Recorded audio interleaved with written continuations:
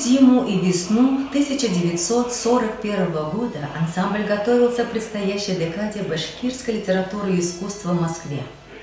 Но начавшаяся война на 14 лет отсрочила этот праздник искусства. Суровые годы войны, трудности и лишения преследовали актера. Но ансамбль упорно продолжал свою деятельность, выступая на сборных пунктах, в госпиталях, на передовой линии фронта. Позже Гаскаров рассказывал, как тосковали башкирские воины по родному краю, и как воспоминания о родине помогали бить врага, приближая победу.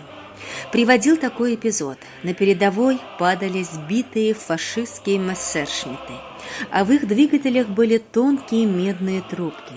Так разведчики-башкиры, рискуя жизнью, ползли на ничейную простреливаемую территорию, чтобы вытащить и смастерить курай. Победа давалась дорогой ценой. Не все бойцы возвратились домой. Многие сложили головы на полях сражений. Немало молодых талантливых танцовщиков навеки остались в списках погибших и пропавших без вести.